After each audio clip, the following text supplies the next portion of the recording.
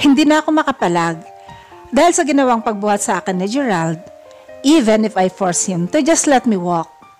Hindi niya ako susundin. Masyado siyang makulit para sundin ako. Why do you have to leave me like that? Nakakahiya. Maraming tao sa labas at nakita nilang ginawa mo sa akin. How about Xavier? Juanita and Sean? The whole Alpha Force, ano na lang ang sasabihin nila? I fired as he laid me down on my bed. Tinitigan niya ako sa mata kung napairap ako at nagtago sa loob ng kumot ko. What the fucking hell is he doing? Is he seducing me with his ass-like? Yes? Hell, no. Yan. Bakit ba kasi nangangamba ka? That's just a friendly lift. Binuhat kita kasi alam kong hindi mo kaya at baka himatayin ka pa sa paglalakad natin. Pakyat ng bundok. Better rest first and reschedule it. Magsasend na ako ng email sa daddy mo to be submitted to Commander-in-Chief. Sabi niya, saka naupo sa kama ko. I don't want you to be hurt, tired, or whatsoever. I can't stand seeing you in pain and hurt while I'm just standing and looking at you. Dagdag pa niya, saglit akong natigilan. Even if I'm under my blanket, I can sense that he's looking at me. And the funny thing is that I can sense sincerity on his words. Why do I have this feeling? Kahit na, pwede mo naman akong sabihan na maglakad na lang. Susunod ako. Sabi ko habang nakatakip pa rin ang kumot sa mukha ko. And you think I have the rights to command the person higher my rank? You're a captain, and I'm just a sergeant. Anya kaya marahan akong napatampal sa aking noo. Bakit nga ba hindi ko naisip na may malayo nga pala ang rank namin sa isa't isa?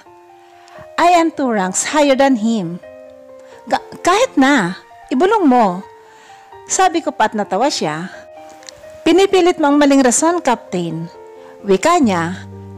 Pinakiramdaman ko ang paligid ko dahil hindi siya nagsasalita. Inalis ko ang pagkakakumot ng mukha ko at nagitla dahil malapit ang kanyang mukha sa akin. Napalunok pa ako dahil sa kaba na nararamdaman. Why is he like this? Anong ginagawa niya sa sistema ko? What are you doing? Wika ako, pero ngumiti lang siya bago ibaba ang labi sa aking pisngi. Akala ko ihahalikan niya yon, pero nagkamali ito. Bumulong lang pala. Always take care of your health, babe. Pakakasalan pa kita eh. He is right behind my ears. Kaya dinig na dinig ko. I was about to get my GI-45 ACP caliber pero inunahan niya ako at binaklas yun. Although, wala naman akong balak na barilin siya at ang gusto ko lang ay iba to sa kanya yon. Ay naunahan pa rin niya ako. Natanggal niya ang slide at magazine at ang natira ay ang chassis. Ibinaba niya muli sa side table ang baril ko bago ako nakawan ng halik sa noo. Tumatawa siyang lumabas ng kwarto ko. Did he just kiss me on the forehead? At hindi ko siya binawalan. What the hell's happening to me? This isn't the bodacious Yanis Isabel Mariano that everyone knows. Gerald Jimenez can't break the wall I built to protect myself. No one can.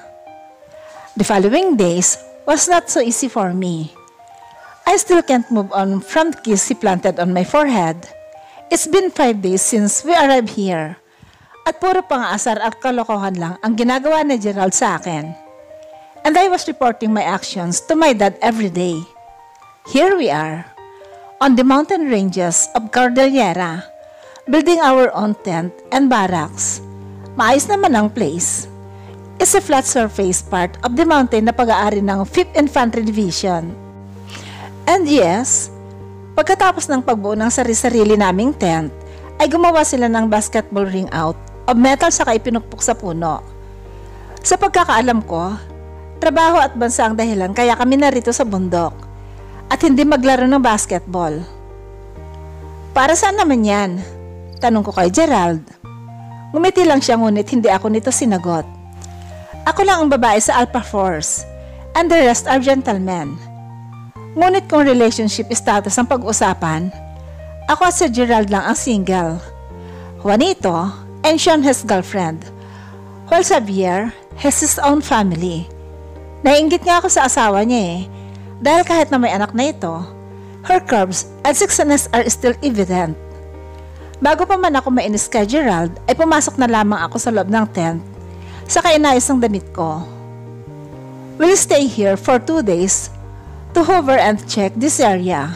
After nun, ay babalik kami sa opisina at magpapahinga. Then, babalik ulit dito to check the other part of the mountain. What a nice life, isn't? Pagkaharap ko sa laptop, ay bumungad agad ang mga mensahe mula sa mga kaibigan ko. Mabuti na lang at malakas sumagap ng signal ang packet wifi ko, kaya hindi ako nahirapan sa pag-online. Unang tumambad sa akin ay ang video call request ni Mia, ang kaibigan kong doktora sa Manila. Agad kong tinanggap ang kanyang tawag saka ngumiti sa kanya. Nakita ko seryoso ang mukha niya. Alam ko na yan. She will surely want me to stop being a soldier and take over the whole hospital which my mom built. Nag-aral din kasi ako ng pagdodoktor, kaya may alam ako sa kurso ni Mia. Kailan naman uwi mo? Ihanda ko na ba ang wake mo? Sarkastikong tanong niya. Ngumiti muna ako bago inayos ang aking buhok. Hindi pa nga kami nakakalibot sa buong area. Wala pang nangyayari sa akin. Saad ko. Ngumiti saka umirap. Bakit ba kasi kailangan mo pang magsundalo? Tanong niya nang nakanguso. I knew it. Mukhang may bipolar disorder yata ang isang to. Kasi kailangan ako ng bansa natin, Mia. Ayoko makitang nasisira ang bansa natin habang wala tayong alam, where in fact, may magagawa naman ako to prevent our country from terrorists. Gusto kong ipagtanggol ang bansa natin. At seryoso ako doon. Sabi ko sa kanya. Sinuklay ko muna ang buhok ko na nakalugay. Saka ngumiti sa harap niya. Alam kong required ang maikling buhok sa military, but I believe that my hair doesn't matter to portray my role as a freedom fighter. Basta mangako ka na lang kung uwi ka dito. Buo ka pa rin at humihinga, ha? Anyo sa akin. Ginitian ko muna siya bago muling iniayos ang buhok ko paikot sa likod. Oo naman, promise. Saad ko, nakita ko ang pagpasok ng isang nurse sa opisina niya. At tinatawag ito para sa isang emergency operation. Mabilisan niyang kinuha ang hospital gown niya, saka yun isinuot. Sunod ang stethoscope, saka ito bumaling sa akin. Sige na, I have to go to OR. May pasyente daw. Tatawag ako sa iyo mamaya. I love you, Yen. Take care. Anito sa akin. Good luck sa operation mo. And I love you too. After I said those words, she closed the video call. Lalabas na sana ako, pero nagulat ako dahil bumukas ang tent ko at nakita si Gerald na nakatingin sa akin ng masama. As if I did wrong to him. Ano na naman bang nangyayari sa hinayupak na to? Wala lang ako sa tabi mo, nakipag I love you, han ka na sa iba? He said bago tumingin sa aking mata ng masama. Ang kanyang kilay ay nakakunot habang ang mga panga niya ay nagiigting dahil sa inis. Tumayo siya saka umalis nang hindi nagpapaalam. Hindi ko maintindihan kung bakit ako kinakabahan. It seems like his anger is one of my phobia now. Lumabas ako ngunit hindi ko na siya makita pa sa barracks namin. Saan siya nagpunta? Nasaan na siya? I admit, there's a part inside of me na gusto siyang hanapin at magpaliwanag. Damn, where are you? Maaga akong nagising kinabukasan dahil kailangan kong tumakbo paikot sa maliit naming kampo. I am doing this as my daily routine. Hindi ko pa nakakausap si Gerald mula kahapon at yun ay bumubuliglig sa isip ko. Gusto kong ipaliwanag sa kanya na si Mia ang kausap ko at hindi kung sinong lalaki o ano pa. Ngunit hindi ko alam kung paano ko siya lalapitan at kakausapin. Dahil galit talaga siya kahapon. Kung titingnang mabuti ang kanyang itsura, mababanaag mo ang galit, inis, at puot sa kanyang aura. Ang kanyang panga na mas na-highlight dahil sa madiing pagkakakuyom ng ngipin, ang kanyang magkasalubong na kilay, saka nakakuyom na kamao, ay isa sa mga dahilan kaya ako nasabi na galit talaga siya. I don't know how to react cause it's the first time I saw him like that. Lumabas ako na medyo paangat ng araw. Malamig sa labas dahil sa taas ng altitude ng lugar na to. Ngunit hindi ko yun ininda. Suit ang kulay asul na sando at isang itim na legging shorts, rubber shoes, at headband. Sinimulan kong tumakbo paikot sa minicamp na itinayo namin sa gubat. Isinalpak ko ang earphone ko sa aking tainga. Saka muling ipinagpatuloy ang pagtakbo, paikot ng kampo. I like your eyes look away when you pretend not to care. I like the dimples on the corner of the smile that you wear. I like you more than word. May no but don't be scared.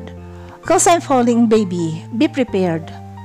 Pagsasabay ko sa kanta, kahit na malamig sa kabundukan ng ganitong oras, ay pinagpapawisan ako dahil sa pagod at init ng katawan na sumisingaw. Sigurado ako na kapag narito si Gerald, ay hindi galit sa akin ay pagbabawalan ako nitong tumakbo ng ganito kaaga. Dahil malamig at baka magkasakit ako. I like your shirt. I like your fingers. Love the way that you smell. To be your favorite jacket just so I could always be near. Wika ko pa habang kumakanta. Nagpatuloy lang ako sa pagtakbo hanggang sa mapagod na ako. Tumingin ako sa aking relo at nabawasan naman ako ng timbang. Tumagal na ako ng halos 20 minuto sa pagtakbo. Tagaktak ng aking pawis nang tumigil ako. Kumuha muna ako ng tuwalya sa loob ng tent ko bago nagpunas sa sarili. I can feel the warmth on my whole body and the sweat dripping down from my head. Basa na rin ang aking likod. Mabuti na lang at may alam akong malapit na talon dito sa kampo. At doon na ako maliligo para malamig at presko ang tubig na dadaloy sa aking katawan. Dala ang aking tuwalya, ay tinahak ko ang daan patungo sa talon na yon. Silence was all over the area. Medyo maliwanag ng paligid at malakas ang huni ng mga insekto na sumasakop sa buong kagubatan. I was about to proceed when I saw a snake na gumagapang papalapit sa akin. Agad akong pinangunahan ng kaba dahil medyo malaki ang ahas na to. What the hell? Daig na daig yung mga ahas na kaibigan ko dati noong high school pa lang ako. But swear, hindi naman ito ang first time na makakita ako ng ahas dahil kasama ito sa training ko noon sa military. Kinapa ko ang aking bulsa para sana kunin ang aking baril, but there's nothing there. I'm doomed. Tinuro sa amin dati na you should not move not until the snake go away. Hindi ako gumalaw. I almost want to run just to spare my life, pero hindi pwede. I can't move nor shout dahil maaari kong madistract ang ahas at lumapit sa akin. Halos makalapit na sa akin yung ahas nang umalingaw-ngaw ang malakas na putok ng baril sa buong kagubatan. Nagsiliparan ang mga ibon at insekto sa buong lugar. Agad akong nabalot ng kaba dahil baka isa ito sa mga miyembro ng rebelde na tinutugis namin. Ngunit nawala ang lahat ng yon nang maramdaman ko ang bisig na bumalot sa aking katawan. The man was hugging me from the back and base on his scent. It was Sergeant Gerald Jimenez, who just killed and shot the snake on its head. Bakit ba kasi narito ka sa labas ng ganitong oras? It's just 5:45 a.m. Tapos gising ka na? Bakit? Kausap mo na naman yung lalaki mo? Paratang niya. What did he just say to me? May lalaki ako? Muntik na akong magpasalamat for saving my life. Pero tila nabura yon dahil sa sinabi niya sa akin. Nagpanting ang aking tainga dahil sa narinig. It's the same as accusing me flirt. Sa pilitan akong kumala sa kanila, saka siya yun narap ng seryoso. Hindi ko maintindihan kung bakit ba siya nagagalit sa akin. Kung totoo nga may lalaki akong kausap, what's the matter? Single ako at hindi ko siya boyfriend. I think naman I'm not required to take care of his feelings for at the first place. Hindi ko sinabi na gustuhin niya ako. What did you just say? Kausap ko yung lalaki ko? Tanong ko, na hindi makapaniwala. Why is he like that? Kung kanina, gusto ko siyang makita at makipagliwanagan, ngayon ay hindi na ako natutuwa. Bakit? Hindi ba? Sino yung ka-I love you-han mo kahapon? Sa pagkakaalam ko, hindi ka mahilig mag-I love you at imposibleng daddy mo yon. Kasi kachat ko si Tito Severino and he's asking kung bakit hindi kanya makontak. I was about to go to your tent to check on you. Pero yun ang naabutan ko. Anya? Sinasabihan mo na ako ng lalaki? Tanong ko. Nakita kong medyo nabigla siya at napayo ko. Sorry ha, hindi ka kasi nagtanong. Si Mia Cervantes ho ang kausap ko. My best friend. Napaangat ang kanyang paningin sa katumitig sa mata ko na tila inaalam kung totoo ang aking sinasabi. At kung may lalaki man akong kakausapin, you don't care kasi hindi naman kita boyfriend. So don't act like a jealous one. Dahil base sa pagkakatanda ko, wala akong boyfriend. After spilling those words, tumakbo akong muli palayo. Narinig kong tinatawag niyang pangalan ko, but I didn't look back at all. Pagkarating ko ay tumalon agad ako sa falls at dinama ang lamig ng tubig. Napakalamig, but I think I need some cold and fresh water to calm me down. Masyado akong nainis kay Gerald. Hindi ko alam kung kaya ko pa siyang kausapin ulit after those accusations on me. To be honest, I hate him. Akala ko talaga, malinaw sa aming dalawa na wala kami at hindi ko siya gusto. That's what I knew from the very start. Hindi ko alam na may issue pala sa aming dalawa. Hindi ako maahon sa malamig na tubig ng falls. Ang lagaslas ng tubig mula sa malayo ay rinig na rinig ko. Kulay berde ang paligid dahil sa nagtataas ang mga puno at may mga bulaklak sa paligid. Samantala ang mga batong malalaki sa gilid ng talon ay may mga lumot ngunit tanaw ang maliliit na bulaklak at mga paru-paro sa paligid. This one's is paradise. Napakasarap sa mata ng view at masarap sa katawan ang malamig na tubig. Nang mapansin kong pataas na ang sikat ng araw, ay lumangoy na ako patungo sa gilid ng talon. Water's dripping down from my wet body. Binalabal ko ang tuwalya, saka sinimulang maglakad pabalik sa camp. Muling bumalik sa isip ko ang pagkaakusan sa akin ni Jimenez na may lalaki daw ako. How can he say that to me without even questioning? Ayos lang sana na magalit siya, pero yung sasabihin pa akong may lalaki ako, sapakin ko kaya yun? Good morning, ma'am. Bati ni Juanito sa akin at saka sumaludo. Sina Xavier naman ay humarap sa akin saka sumaludo ngunit nasa malayo sila. I can see him. Hindi naman sa hinahanap ko siya. Pabor sa akin ang isang yon. Gather all our team. We'll have a short meeting. Sabi ko sa kadumiretso sa tent ko at nagbihis. My tent is a human-sized tent, kaya hindi ako nahirapang magsuot ng uniform ko. Lumabas ako ng kampo only to find out na nakaayos na sila. And the guy was staring at me with apologetic eyes. Hindi ko binago ang tingin ko kahit na nakikita ko siyang nakatitig sa akin. I just want to punch him right now. Dumiretso ako sa harap ng squad saka pumustura. We're all wearing our uniform. Today, we'll be visiting some parts of this area to secure answers for possible signs of terrorism. I'll pair you by two. Panimula ko. I have to maintain the power and the authority on my voice para sundin nila ako. Xavier and Juanito sa norte, Jimenez and Veron sa south. Kami ni Juanito sa east and then tayo sa western part. Saad ko sa kanila. Do you object? Tanong ko. Madam, no madam. Sigaw nila except for a man named Gerald Jimenez. Jimenez? Tanong ko nang nakataas ang isang kilay. I can see objection on his orbs. Alam ko namang tututol siya kasi hindi siya ang kasama ko. Bakit siya ang kasama mo? Tanong niya. Hindi ko muna siya sinagot. Humarap ako sa squad para sumeryoso. All of you, except first element, pull out. Sigaw ko. Nang makaalis na sila ay doon ko hinarap sa Gerald. Bakit? Ayaw mo bang may kasama akong ibang lalaki? Hindi ba't ikaw nagsabi na may lalaki ako? Paninindigan ko lang yung paratang mo. Wika ko. Hindi ko maintindihan kung bakit inis na inis ako ngayong malinaw naman sa sarili ko na wala akong nararamdaman sa kanya. Ian, anya sa mahinang tono. Sorry sa mga nasabi ko sa iyo kanina. Hindi ko naman alam na si Mia pala yung kausap mo. Dagdag pa nito. At manghahawakan niya sana ang aking kamay, Pero iniwas ko ito sa kanya saka ipinosisyon yun sa aking likod. Ayaw mo bang si Vernon ang kasama mong mag-round? Pwede namang mag-isa mo sa South at sasama siya kila Sean sa North. Usal ko sa kanya. Hindi siya papayag. Akong gusto niya kasama sa rounding.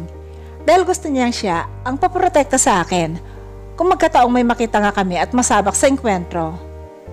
Nagitla ako sa sunod niyang ginawa. Lumuhod siya sa harap ko sa kayumuko. Hindi alintana ang tingin ng iba pa naming kasamahan dito sa campsite. Sorry na, Anya. Alam ko namang mali yung ginawa kong pag-aakusa sa iyo nung hindi nagtatanong. I admit, I was some sort of a jerk to tell you those shitty words without even fucking asking. Yen, I really am sorry for... Saglit siyang tumigil. Nakita ko na po na siya ng mata dahilan para saglit ako magtaka. Is he crying? I'm sorry for everything, Yen. Hindi ko kayang nagagalit ka sa akin. Hindi ako nagsalita. Inoobserbahan ko siya. His broad shoulders were moving po upwards and his hands wiping his eyes. Umiiyak nga. Are you crying? Tanong ko sa kanya. Stupid question. Why do I have to ask if it's evident na umiiyak nga siya? Alikabok, Anya. Ngunit hindi ako naniniwala. Dahil hindi malakas ang hangin at isa pa, puro damo sa paligid. Kaya imposibleng lumipad ang mga maliliit na lupa. Liar. Sorry na kung nagalit ka. Hindi ko inaasahan ang bigla niyang pagkanta. Maganda ka na ng payong pare, ani Sean, kay Vernon na tumawa lang. Hindi ko sila pinansin at nakatayo na ako sa harap niya. Damn! Don't is such paper-like person which can be torn apart so easily, especially when wet. A thin wood which can be broken by simply flicking its body. Sa Tagalog, huwag kang marupok. Kung may nasabi man ako, init lang ng ulo. Pipilitin kong magbago para sa'yo. Sorry na. Tumayo siya, saka hinawakan ang aking balikat. Get a room! Sigaw ni Juanito. Sorry na. Sorry sa kagaguhan ko at sa pagkakamaling ginawa ko. Sabit niya pa. Forgiven. Simpleng sagot ko. Pilit kong nilalabanan ng ilang na nararamdaman sa katawan dahil sa ginagawa niyang paghawak sa aking balikat. Talaga? Tanong niya. Tila umaliwalas ang kanyang mukha dahil sa aking tinuran. Yeah, and please, don't hold me like that. Wika ko. At nahihiya naman niyang inalis ang mga kamay niya. Promise, hindi na maulit yon. Sabi niya kaya natahimik ako ng bahagya. You know, I had promises, sabi ko sa kanya. Biglang bumalik sa isip ko yung panahon na buhay pa si Mami at kasama ko siya sa hospital na pag-aari ng aming pamilya na ngayon ay hinahandle ni Kuya Franz. Mom, where are you going? Tanong ko sa aking ina nang makita ko siya na may dalang military duffel bag. Sa malayong mall, anak, maglalaro, sabi niya sa akin. Agad akong napangiti dahil sa excitement. Gusto kong sumama. Sama po ako. Laro tayo ng coin dasher o kaya yung may joystick. Sagot ko pero umili siya. Tumingin ako kay Daddy na tahimik at hindi nagsasalita sa isang gilid. Daddy, please. Pinagdikit ko ang aking kamay saka sumimangot sa harap nilang dalawa. Anak, you need to rest. Kagagaling mo lang sa sakit at baka mabinat ka. Sabi ni Mami na tila tutulo na ang luha. Umupo naman si Daddy sa hospital bed. Sa kamarahang hinimas ang aking ulo. Malayo yung pupuntahan ni Mami mo. Hindi pwede ang bata doon. Sabi niya pa. But I'm not a kid. I'm 10 years old na. Nakabusangot na wika ko sa kanila. Sunod na pumasok sa kwarto ko si Kuya Franz na nakapolo pa dahil kagagaling nito sa school. Yes, you are, little sis. Sabi niya saka tumawa. Lumapit siya sa akin saka hinalikan sa noo. Nagtatampo pa rin ako sa kanila. Kuya, convince mom na sasama ako sa mall. I want to play arcades or World of Fun. Usal ko. Iniabot ni Kuya Franz sa akin ng isang mansanas at isang Toblerone. Hindi pwede yan. Seryoso na si Kuya ngayon. Binalatan niya ang isa pang supot ng dairy milk, saka yun inabot sa akin. Agad kong kinagat ang chocolate na binigay niya sa akin. Don't worry anak, I'll buy something for you. Ano bang gusto mong pasalubong? Tanong ni Mami sa akin. Nag-isip muna ako ng gusto ko bago sumagot. Fruits, o kaya toy gun, bomb, or anything related sa pagiging sundalo. I want to be like you and Dad someday. Sabi ko, kaya natahimik sila. I'll buy you fruits, sabi ni Mami, saka tumayo na. I have to go, baby. Promise? Tanong ko. Yeah, promise. Usal niya pa bago naglakad papalabas ng pintuan. Sinundan naman siya ni Daddy. Hayaan mo yan. Maglalaro tayo ng baril-barilan bukas kapag na-discharge ka na. Ani Kuya Franz sa akin. Talaga? Wika ko habang nakangiti. Yeah. Sagot niya saka ako kiniliti. Few days after our last talk, isang napakagandang pasalubong ang naabutan ko mula sa eskwelahan. A dead body of my mother, lying on a casket with my family crying. That's why I hate promises. Baka masira. Sorry, sabi niya nang nakatungo. He and I were best friends since then. Lagi kaming magkalaro and even at my mother's wake ay naroon siya to comfort me. Ayos lang, sabi ko bago itali ang aking buhok paikot. And thanks for saving me. Dagdag ko pa sa kanya at humarap na sa mga kasama. Prepare your things. We'll start rounding in 10 minutes.